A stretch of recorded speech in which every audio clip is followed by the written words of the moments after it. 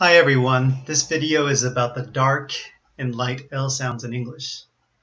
The dark L sound is one of the most difficult sounds to make convincingly in American English.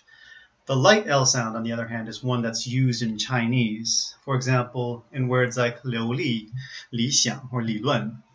So that sounds pretty easy for Chinese speakers. Although we use the exact same letter to spell the sound, the dark L is actually really a very different sound. So first, let's listen to a few examples. All, call, will, apple, school, Adele, Daniel, cold, Voldemort. So did you notice something about all those words except the last two? So the L sound is at the end of the word of most of those sounds, except for the last two. Here's the basic rule. If you see an L at the end of a syllable or a cluster at the end of a syllable, then it's a dark L. Otherwise, it's a light L. If we listen to the first several words again in the list, you'll hear the L comes at the end of the word. All, call, will, apple, school, Adele, Daniel. And then the last two words have L sounds at the end of a syllable, although not at the end of the word. Cold, Voldemort. In case you don't know what that last word is, that's Harry Potter's enemy, his nemesis in the Harry Potter books, 伏地魔 in Chinese. So just listen to a couple more examples and tell me or think about which one of the L sounds I'm using. Smile, laugh. Right, so the first one, the L sound comes at the end of the word. Smile. And the second one, the L sound comes at the beginning. Laugh. One more pair. Sell, selling. So the first one, sell, has the dark L sound, while the second one, selling, has the light L sound. So this actually happens commonly with verbs that end in L. In their simple, unconjugated versions, they'll have the dark L sound, and in the conjugated versions, they often have light L sounds. Now, I don't know if you noticed, but when I said the word sell, I actually did touch the tip of my tongue to the roof of my mouth. And, well, we'll talk about that a little more later. That's, I guess, in terms of my explanation, a no-no, but you'll see that language is a little bit fluid like that. So here are a couple more examples to help you hear the difference between the sounds. So which sounds do you hear? Donald Trump. Right? So the L in Donald Trump happens at the end of a syllable in a consonant cluster. Donald, old. You have the LD sound. So the sound is dark. Next example. Hillary Clinton. One more time. Hillary Clinton. So what do you hear there? So in both the first and last name that I said, you hear the light L. Hillary Clinton. Okay, now that we've spent some time listening to the sounds, how do you make the sound? How do you make the dark L sound? So linguists say that a dark L sound is a velar approximant with some tongue curving at the front. So velar approximant with tongue curving. There's three parts to this. Let's address them one at a time. So first is velar sounds. What's this velar sound? In Chinese, you have velar sounds, the K, G, and H consonants. So for example, 高考 or 好喝. So the G, K, and H sounds are all velar consonants. That gives you a sense of where velar sounds are made. you raise your tongue to the back of your throat. So one more time, 高考好喝. In English, we have G's, K's, and H's as well, and they're also velar. So, but the dark L is an approximant, so it's not a full consonant, really. You raise your tongue to the back of your throat, but not all the way. So for the G and K in 高考, your tongue actually touches the roof of your mouth. But on the other hand, for 好 and 喝, 好喝, your tongue doesn't quite touch the roof of your mouth. That H sound is a fricative, and fricatives are more narrow than an approximant, but not as narrow as the velar sounds in G and K. And the air gets turbulent or dirty. Now, finally, an approximant is more open than a fricative, and the air never really gets dirty. So when I think of the sound all, I think the best way to approximate that with Chinese sounds is the word all, like an 熬夜.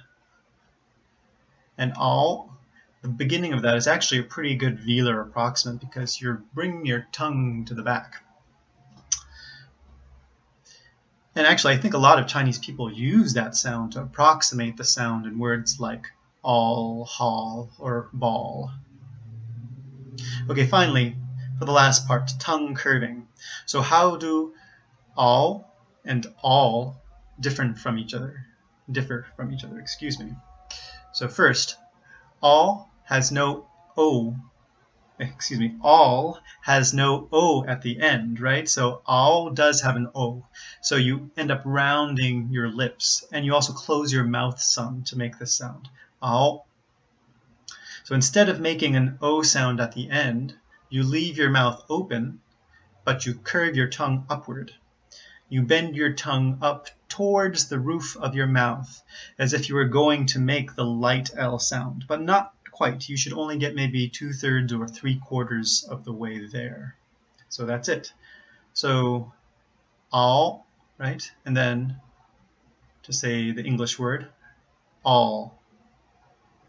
All. All. Right? So at the same time as curving my tongue, I'm also raising the back of my tongue close to the back of my throat. All. All. And that's it. So just a few more examples again so you can hear. All, call, ball. Because of the similarity of the sounds all and all, I think it's the easiest place to start. But a dark L can be preceded by most English vowel sounds. For example, you have the word wall, but then you also have well, will, wool. Or, for another set of examples, there's the name Paul, but there are also the words pool, peel, pole, and pull. So with these, you'll have to try to remember what your mouth and tongue feel like when you made the dark L sound, but don't imitate the beginning of all, right? One last important thing to mention about the light and dark L is that they occur in mutually exclusive locations in syllables. This means that you'll never have a case where the only difference in sound between two words is one uses a light L and one uses a dark L. For example, while we have a word wall, it's not possible in English to replace the dark L sound at the end of the word with a light L sound. So you don't have a word wall. That doesn't exist in English. That's breaking a rule of the English sound system. You will never have this case in standard American English. I can't speak for other versions of English. And one thing I glossed over that I should probably explain is the term syllable. There are very technical definitions of the word. You can look it up on Wikipedia or Baidu. But put simply, it's the basic sound unit we hear in spoken languages. And I referred to the beginning and end of syllables. How do you figure out what the beginning and end is of a syllable in English? It's intuitive, at least to English speakers, but to put it simply, just remember the rule that English doesn't like having vowels starting on their own after a consonant. Let me repeat that.